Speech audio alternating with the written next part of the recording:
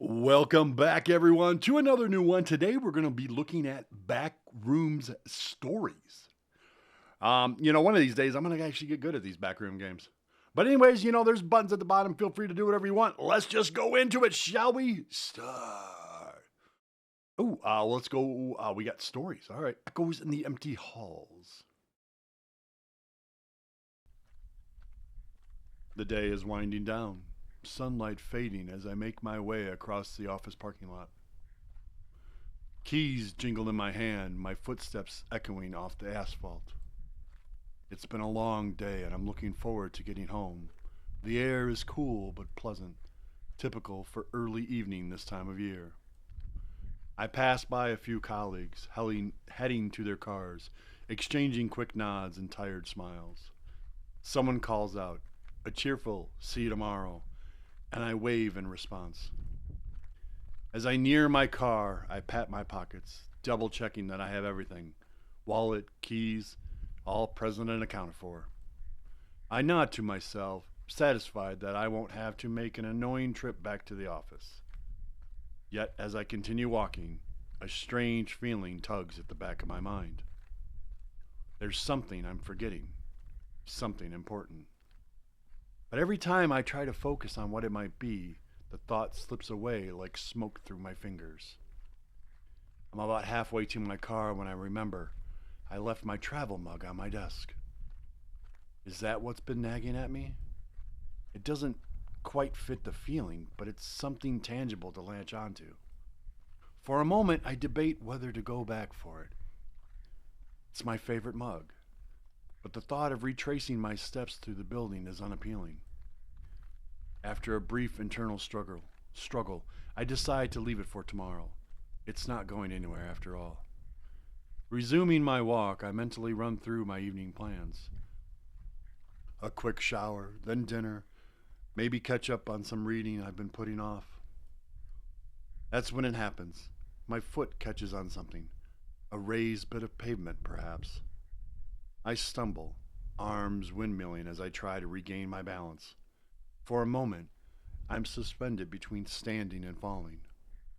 Then gravity takes hold. I brace myself for impact with the hard ground. But the impact never comes. Instead, there's a sensation of sliding, as if the world has turned to liquid beneath me.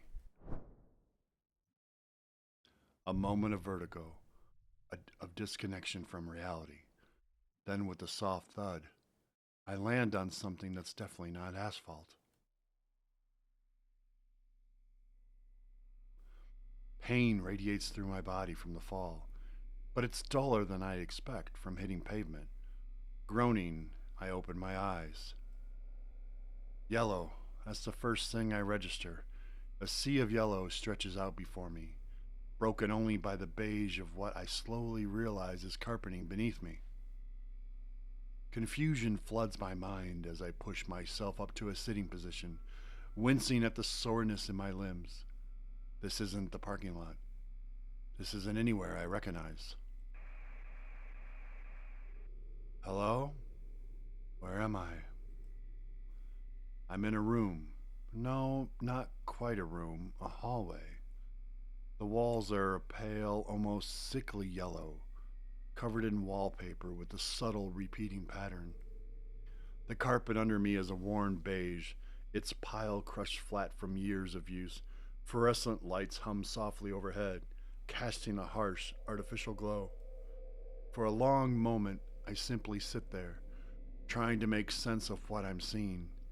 My mind struggles to reconcile the sudden shift from parking lot to whatever this is. Slowly, carefully, I get to my feet. My body aches from the fall, but nothing seems to be broken. I brush off my clothes, leaving faint smudges on the knees where they contacted the carpet. Hello? Is anyone there? My voice sounds oddly muffled in the hallway. No response comes. I look around, taking in more details of my surroundings. The hallway stretches out in both directions, seemingly endless. The wallpaper, upon closer inspection, has a faint floral pattern, something you might see in an outdated office building or budget hotel. It's peeling slightly in places, revealing glimpses of an off-white drywall underneath. The fluorescent lights above are housed in dingy plastic fixtures, some flickering intermittently. Their buzz is constant, a low, level hum that I can feel in my teeth. The carpet beneath my feet is thin and worn, with subtle stains here and there that speak of years of use. I take a tentative step forward, my shoes sinking slightly into the carpet. The air is different here, stale with a faint odor I can't quite place. It's not unpleasant exactly, but it's not fresh either. Like a room that's been closed up for too long. As I move down the hallway, I notice doors spaced at irregular intervals. They're all identical, plain, wood veneer affairs with tarnished brass handles. I try one, but it's locked. The handle turns, but the door doesn't budge. Hello? Can anyone hear me? I continue on, my footsteps muffled by the carpet. The sameness of all of it is disorienting. Every few yards, I pass what looks like the same potted plant. A sad-looking ficus was dropping leaves. Are they real? I touch one. The leaf feels plastically artificial. The hallway takes a sharp turn and I follow it. More of the same. Yellow walls, beige carpet, flickering lights. But wait, what's that? Up ahead, I see something different. A water cooler, the kind you find in any office break room. It stands there, incongruous in the endless hallway. I approach it, drawn by its familiarity in the strange place. The plastic jug is full, bubbles rising slowly through the water. Next to it is a stack of paper cups, slightly askew. I pick up a cup, turning it over in my hand. It's flimsy, the kind that collapses if you grip it too tightly. I am thirsty now that I think about it. For a moment, I consider getting a drink. But something holds me back. Is it safe? Where is this water coming from? After a moment's doubt, I set the cup back down, my throat still dry. The hallway stretches out before me, identical in both directions. Which way should I go? What am I looking for? The questions swirl in my mind as I stand there, the hum of the fluorescent lights a constant backdrop to my thoughts. I continue down the hallway, leaving the water cooler behind. My footsteps fall softly on the beige carpet, barely audible over the low hum of the fluorescent lights. The yellow walls stretch on, their faint floral pattern repeating endlessly. I pass more doors, each one identical to the last. I try the handle of one, then another. Both are locked, the brass knobs turning, but the doors refusing to budge. I knock on the third door I encounter, the sound oddly muffled in the still air. No response comes. At an intersection, I pause, looking left and right. Both directions appear the same. Yellow walls, beige carpet, unevenly spaced doors. I choose left. Running my hand along the wall as I walk, the wallpaper feels slightly textured under my fingers. I come across another potted plant, a ficus with perfectly arranged leaves. I touch one, confirming its artificial nature. The fluorescent light directly above me flickers, drawing my attention. I stop, watching it for a moment. The flickering creates a strobe-like effect, making the hallway seem to stretch in contrast. This can't be real. Where am I? My watch catches my eye. I check the time, then check it again a few minutes later. The soft ticking reaches my ears, but something feels off. I can't shake the strange sensation that while seconds pass, minutes and hours I've not moved an inch. I continue walking, resisting the urge to look at my watch again, an uneasy feeling settling in my stomach. I reach another intersection. This time I turn right. As I round the corner, I spot a water cooler in the distance, identical to the one I left behind. Did I somehow circle back? I approach it, examining it closely. The water level in the jug is the same. The stack of cups sits at the same angle. I pick up a cup, crumpling in my hand before letting it fall to the floor. It lands noisily on the carpet. I move on, leaving the cup as the only sign of my passing. The hallway continues. Yellow walls, beige carpet, locked doors, artificial plants. This sameness is absolute, unbroken. I walk on, my pace steady. The hum of the lights continues, a constant backdrop to my journey through this strange, repetitive space.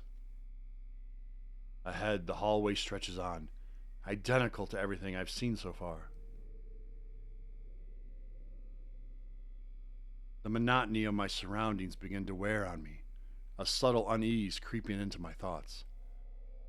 I've been walking for a while, yet everything looks the same. I pause at another intersection, leaning against the wall to catch my breath.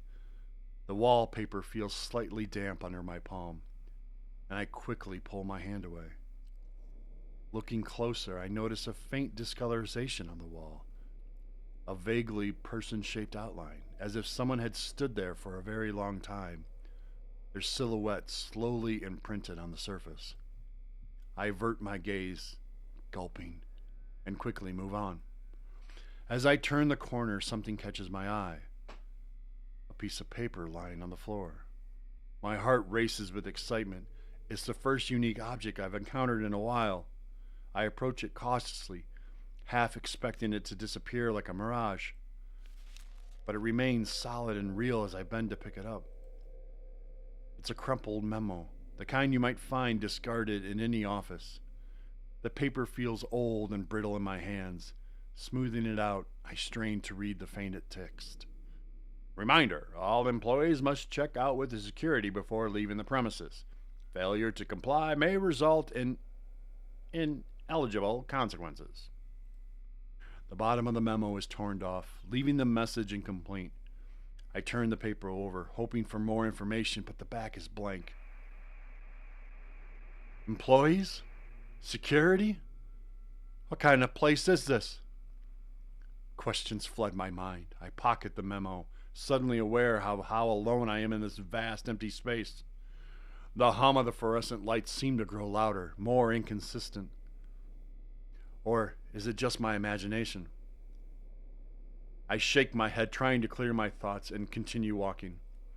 As I move forward, I notice something different about the carpet. There are marks in the pile. Not footprints exactly, but long straight lines as if something heavy had been dragged along the floor. The lines stretch ahead of me, disappearing around a corner. Curiosity overrides my caution, and I follow the marks. They end abruptly in another hallway, identical to all the others except for one crucial difference. At the end of this corridor, barely visible in the distance, is an open door. My pace quickens involuntarily, drawn by the promise of something new, something different in this realm of endless repetition. As I get closer, I can see that the door leads to a stairwell. I pause at the threshold, peeking past it. It's dimly lit, concrete steps leading both up and down into shadowy depths. The air from the stairwell feels cooler, carrying a faint musty scent. For a moment, I stand there, caught between the familiar monotony of the hallways and the unknown possibility of the stairs. The fluorescent lights buzz behind me, while ahead the stairwell offers only silence and shadow.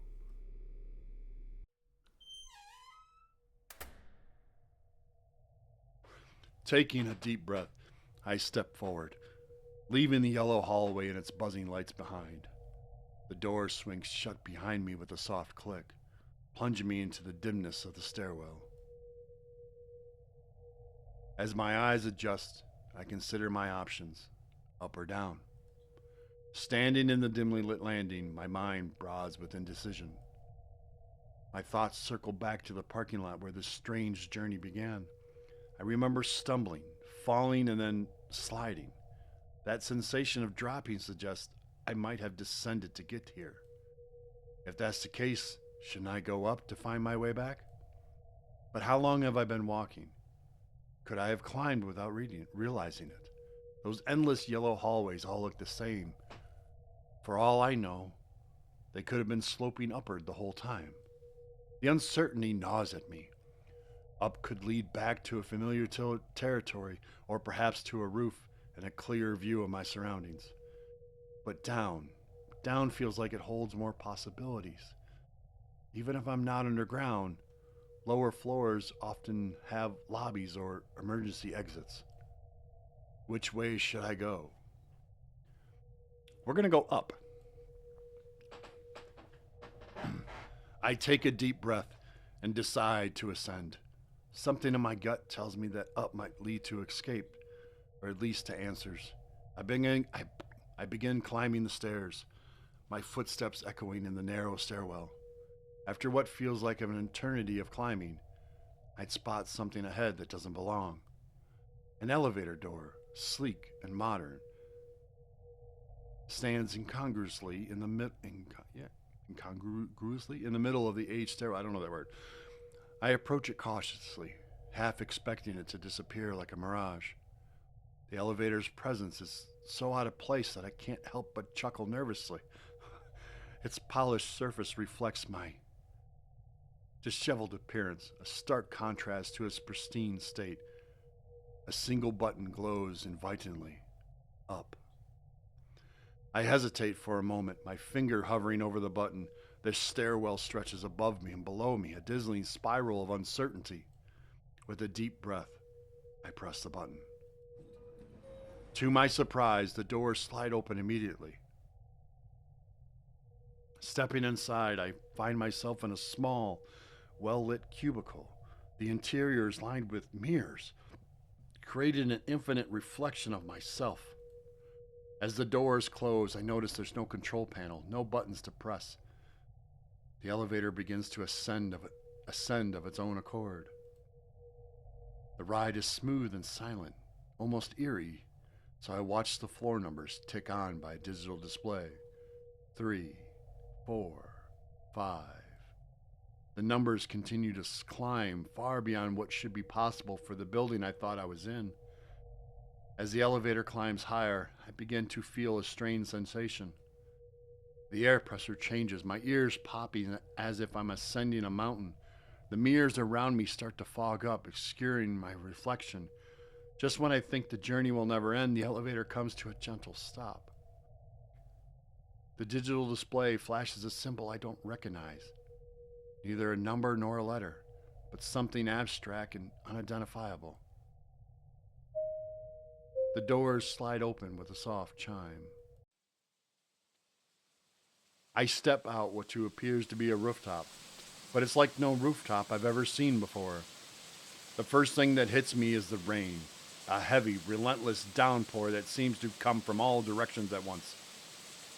Despite the torrential rain, I can make out my surroundings. To my amazement, I find myself standing in what looks like a parking lot. Cars of various makes and models are scattered around, their surfaces gleaming wet in the building's light. The parking lot stretches far beyond what should be possible for a rooftop. In the distance, I can see the vague outlines of other structures, towers, domes, and shapes I can't quite identify through the curtain of rain. I take a few tentative steps forward, the water already soaking through my shoes. The ground beneath me isn't concrete as I expect, but a strange, spongy material that gives slightly with each step. I look up and there's no sky visible, just the low-hanging, rolling mass of dark clouds that seem to pulse with an inner light. Flashes of what might be lightning illuminate the clouds from within, casting eerie shadows across the parking lot. As I venture further and onto the rooftop, I notice something odd about the cars. They're not just parked, They seem to be growing out of the ground. The tires of some vehicles meld seamlessly into the spongy surface, while others are partially submerged as if sinking into quicksand. The rain intensifies as if that's even possible. It's not just water falling from above. I see flashes of color in the droplets. Red, blue, green, a psychedelic downpour that paints the monochrome landscape in fleeting bursts of color. I make my way between the rows of cars searching for what? An exit? A sign? Anything that makes sense in this surreal landscape. The colored rain leaves streaks on my skin, temporary tattoos that shift and change with each new droplet.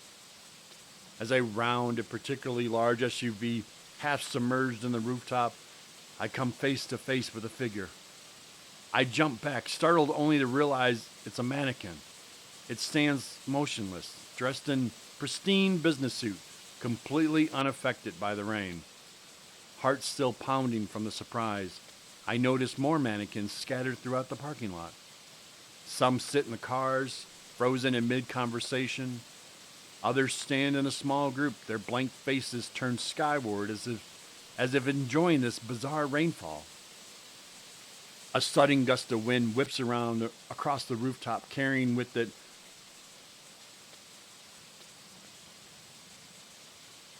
a cacophony of sound, car horns, snatches of conversation, laughter, and what might be music. The sounds swirl around me before fading away, leaving this steady drum of rain. Looking for a source seems pointless in this hopeless vastness. In the distance, I spot what looks like a bus stop. A small shelter stands alone amidst the sea of cars, a beacon of normalcy in this abandoned place. I make my way toward it, hoping to find shelter from the relentless color-changing rain. As I near the bus stop, I realize it's not quite what it seemed. The shelter is there, but it's twisted and warped. The bench inside of it seems to float, untethered to any surface. Still, I duck under the shelter, grateful for a reprieve from the rain. As I wipe the colorful water from my face, I notice a schedule posted on one wall. But instead of times and routes, it's covered in shifting symbols and patterns that hurt my eyes to look at directly. I stand under the twisted bus shelter while the rain continues its relentless, colorful assault, painting the world in fleeting hues that seem to defy logic. As I catch my breath, a deafening crack of thunder rips through the air. The sound is so intense it feels like a physical force, shaking the very ground beneath my feet. In that brief, brilliant flash of lightning, the true scale of my situation becomes horrifyingly clear. The building I'm on isn't just tall, it's impossibly, mind-bendingly enormous.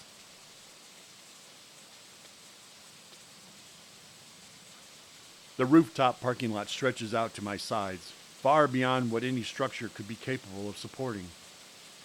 It's as if I'm standing on concrete island, floating in a sea of clouds. Another flash illuminates the horizon, and my breath catches in my throat.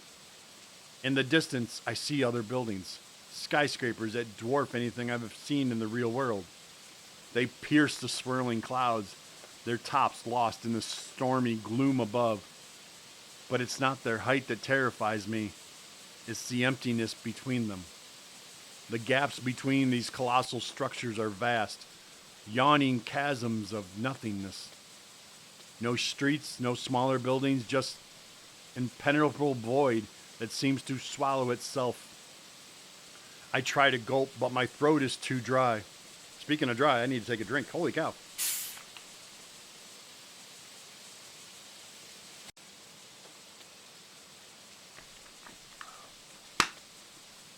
I turn my attention back to the rooftop around me, trying to make sense of my immediate surroundings. The parked cars, half sunken into the spongy surface, create a maze-like landscape that stretches as far as I can see. Their still form looms in the dim light, casting long shadows that seem to move when I'm not looking directly at them. The mannequins scattered throughout the lot stand in eerie silence, Their blank faces turn skyward. In the flashes of lightning, their features seem to shift and change, expressions of terror and ecstasy frozen for a split second before returning to blankness. I step out from under the shelter, the colored rain immediately soaking through my clothes. Each droplet leaves a momentary stain on my skin, creating swirling patterns that fade almost as quickly as they appear.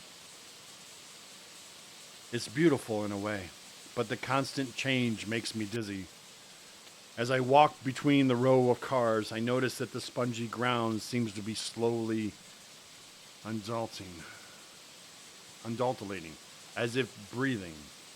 Each step requires careful attention to maintain balance.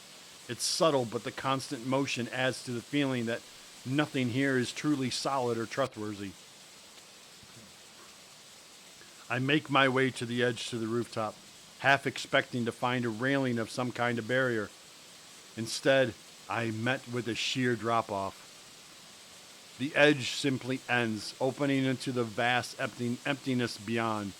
Vertigo grips me as I peer over the side, unable to see the ground below through the thick cloud cover. Another flash of lightning reveals something that stuns me.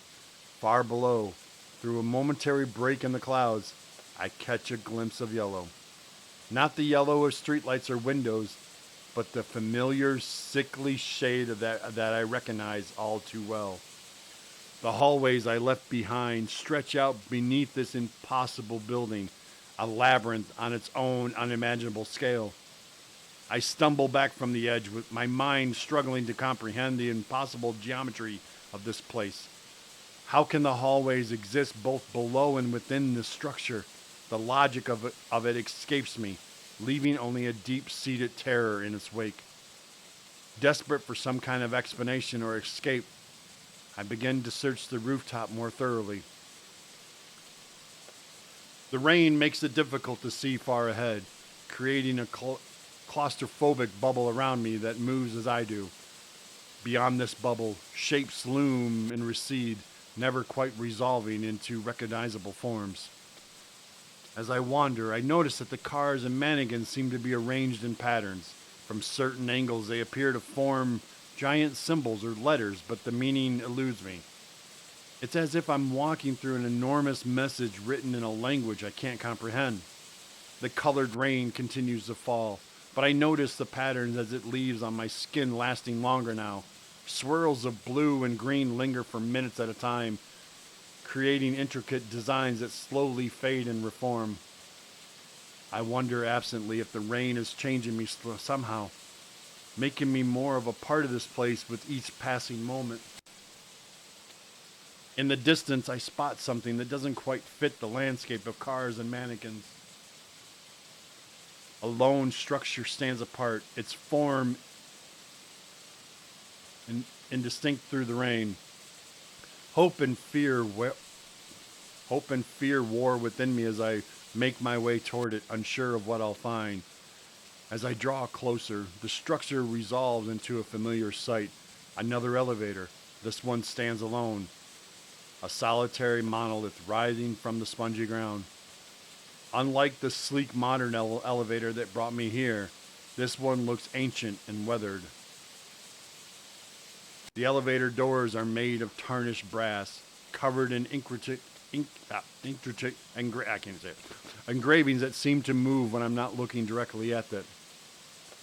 There's no up or down button, just a single panel with strange symbols that pulse with the inner light. I hesitate, my hand hovering over the panel. Part of me wants to stay here, feeling that whatever lies below could be worse than this rain-soaked limbo. But the thought of remaining on this endless rooftop under the rain, alone with the silent cars and staring mannequin, is unbearable. With a deep breath, I press my palm against the panel. The symbols flare brightly, and I feel a slight tingling sensation in my fingertips. For a moment, nothing happens, and I fear I've made a mistake.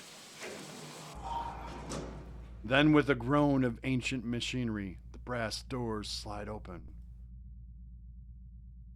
I step inside. my footsteps echoing in the small space. The door closes behind me with a finality that sends a shiver down my spine. The interior of the elevator is dark, lit only by a faint pulsing glow that seems to come from the walls themselves.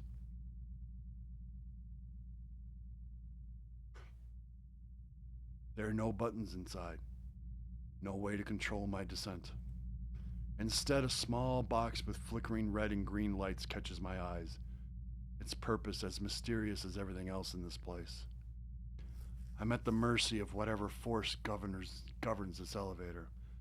The elevator begins to move, but instead of a smooth descent, I expected it lurches and sways.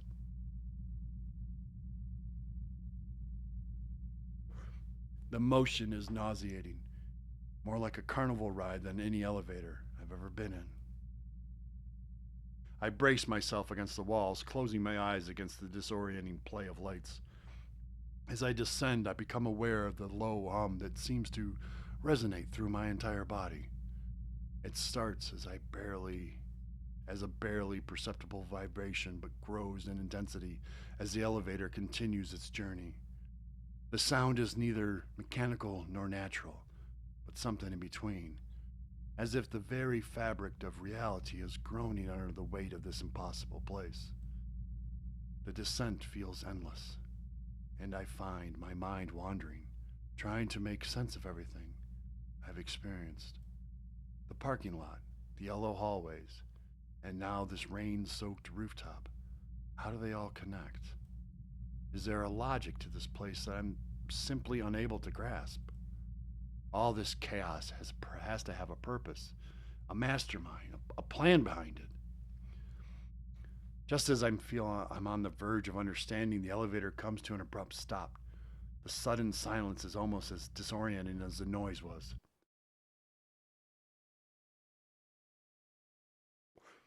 For a long moment, nothing happens. I stand there, heart pounding, waiting for the doors to open. When they finally do, I'm greeted by a sight both familiar and terrifying. The yellow hallway stretches out before me, its walls the same sickly shade I remember. But something has changed. The air feels heavier, more oppressive, as if the very atmosphere is pressing down on me. I step out of the elevator, my feet sinking slightly into the beige carpet. As I do, I hear the brass doors slide shut behind me. I turn, but the elevator's already gone, replaced by a blank yellow wall. There's no going back now. The fluorescent lights above flicker and buzz, creating an uneven illumination that makes the hallway seem to stretch and contrast. I take a deep breath, steeling myself for whatever comes next. The journey is far from over, and I can only hope that somewhere in this labyrinth of yellow corridors, I find the answers I seek, or perhaps a way out. As I start walking down the hallway, I can't shake the feeling that something fundamental has changed. The colored rain may be gone, but its effects linger. I look down at my hands and notice faint swirling patterns on my skin, remnants of the rooftop psychedelic downpour. I wonder what other marks this place has left on me, visible or not. With each step, the yellow hallway beckons me deeper into its mysteries. Whatever lies ahead, I know that the experiences on the rooftop have changed me. I am no longer just an observer of this strange world, but a part of it. As I venture further into the unknown, I can't help but wonder, am I trying to escape this place, or is it slowly absorbing me into its impossible reality? As I continue down the yellow hallway, I become acutely aware of the squelching sound the wet shoes make against the carpet. Each step produces a soft, wet noise that echoes slightly in the empty corridor. It's an oddly familiar sound, reminiscent of something I can't quite place. The fluorescent lights flicker overhead, their constant buzz of a grating companion to my journey. I've realized I've lost track of time. How long have I been wandering these halls? Hours? Days? The concept of time seems to slip away like the water through cupped hands. I pause, leaning against the wall to catch my breath. As I do, I notice something strange. The wallpaper feels different under my palm, softer, almost organic. I pull my hand away quickly, unsettled by the sensation. Continuing on, I become aware of the change in my body. The hunger and thirst that had been gnawing at me earlier seems to be fading. I can't remember the last time I ate or drank, yet I feel no discomfort.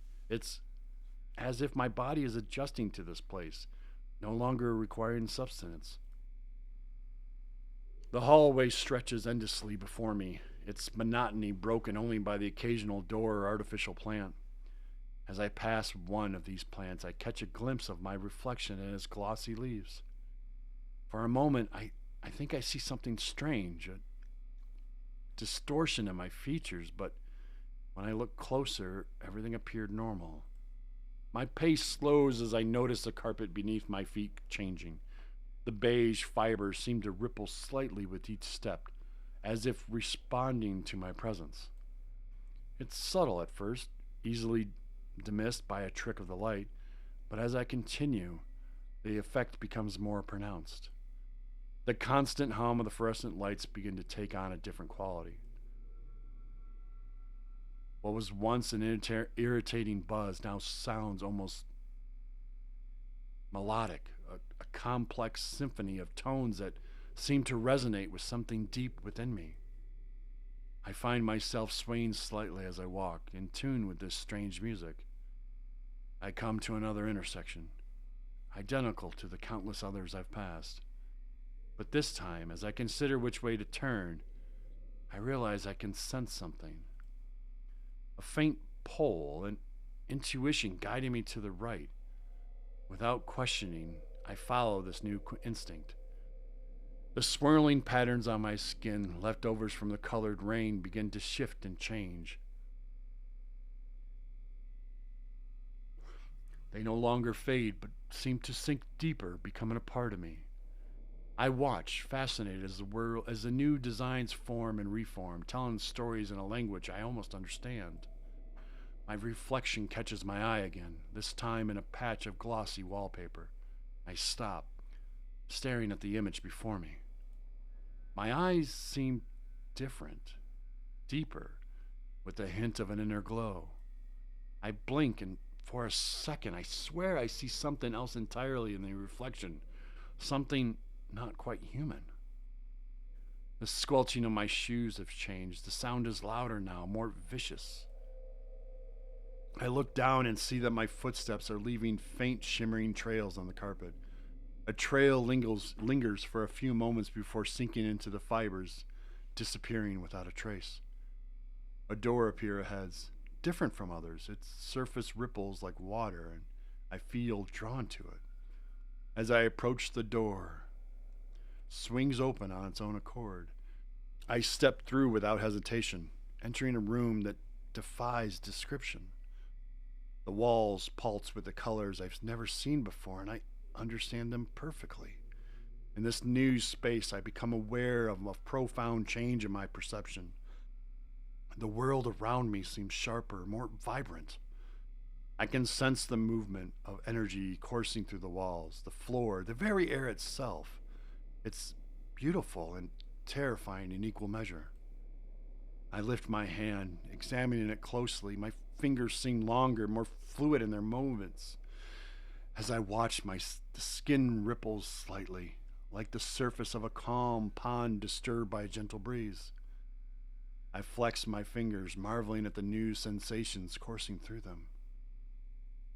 The hunger and thirst I once felt are now completely gone, replaced by a different kind of craving. I yearn for something I can't name, an emptiness that begs to be filled.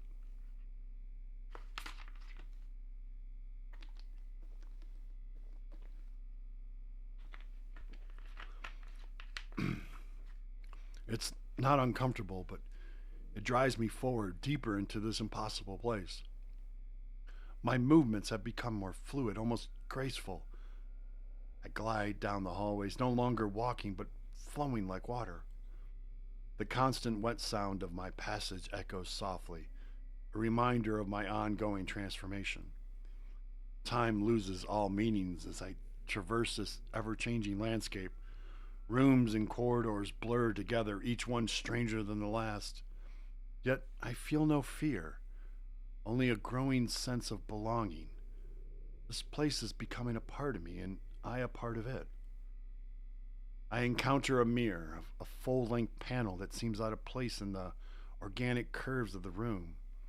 My reflection is barely recognizable.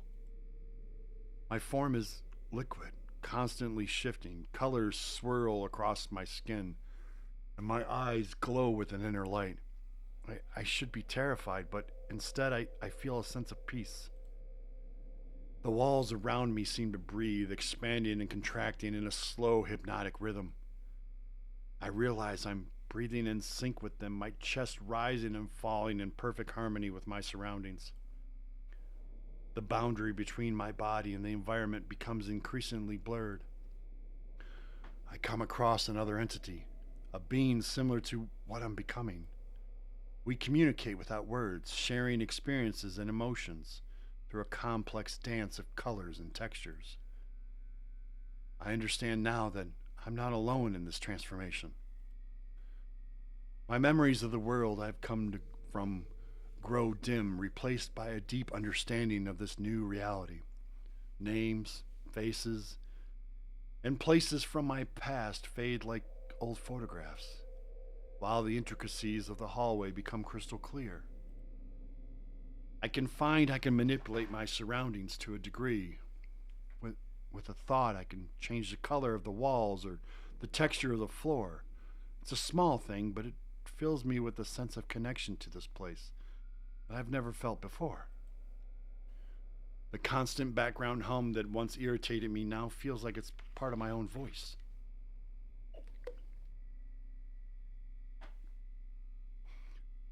I join in, adding my own tones to this complex symphony of the lights. The walls vibrate in response, acknowledging my contribution. I come to a vast, open space unlike anything I've seen before. Impossible geometric stretch in all directions, and I understand them intuitively. I move through this space effortlessly, my form adapting to navigate the non Eclusian architecture. Gravity becomes optional. I float lazily through the series of interconnected chambers, marveling at my new freedom. The sensation of weightlessness feels natural, as if I've always been capable of doing this. I encounter traces of other wanderers, lost souls still in human form, stumbling through the hallways in confusion. I feel a mix of pity and anticipation. Soon they too will understand. Soon they will join us. My senses extend beyond the physical. I can feel the ebb and flow of reality itself, the subtle shifts that change one area of the corridors into another. I begin to understand the logic between these changes, the underlying patterns that govern this place, and yet they remain so vast that I can never go past, scratch beyond their surface. The swirling colors that were once confined to my skin now extend beyond my form, creating a halo of shifting hues around me. I leave traces of iridescent mist as I move, marking my passage through the ever-changing landscape. I realize I no longer need rest. The concept of sleep becomes foreign, replaced by periods of deep communication with the essence of this place. During these times, I feel as if I'm everywhere and nowhere at once. My consciousness spread thin across the infinite layers of reality. My transformation nears its completion. The last vestiges of my human form melt away, replaced by something both less and more than what I was. I am now a being of light and shadow, of substance and void. In this final stage, I understand my purpose. I am now a guide, a watcher, part of this very fabric of this place. New wanderers will come, lost and afraid, and I will be there. Sometimes to help, sometimes to hinder, always, but always to be a shepherd to them towards their own transformation. As my journey of becoming ends, a new one begins. The yellow rooms stretch out before me, infinite in their possibilities. I move forward, no longer a lost soul, but an, an integral part of this vast, impossible labyrinth. The wet, slithering sound of my passage echoes through the hallways, a sound that will soon strike fear and wonder into the hearts of new arrivals. For I am no longer just a visitor. I am these hallways, and these hallways are me.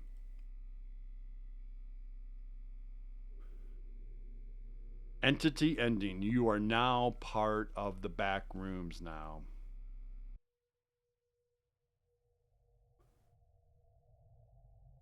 Whew. And the game goes on? We can go or what?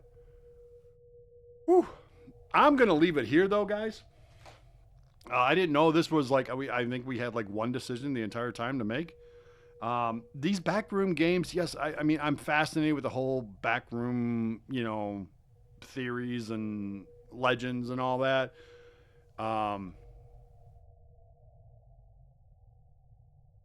If the developer watches this all the way to this point, what I would recommend is getting some voice actors and having them read the lines. I think it would add just more to the atmosphere of the person playing this, or whatever. At least I think it would. I think it would be really good to do it like that. But I mean, and I can offer all those services if you want. So,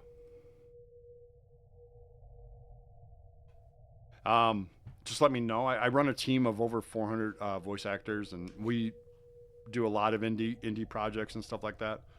So, but yeah, I might continue this. I don't know. That's why you saw me save it. So we might come back to this. I mean, I'm liking the story. I mean, there's more stories to go too. So it's like, okay, what's going on here? But I don't know if this is like your type of thing or if it's really my type of thing as well. I'm just being honest with you. So, I like games that we have a little bit more to do other than just read all the time. So, but anyways, guys, this is Bone saying see you all later, and until next time, see ya.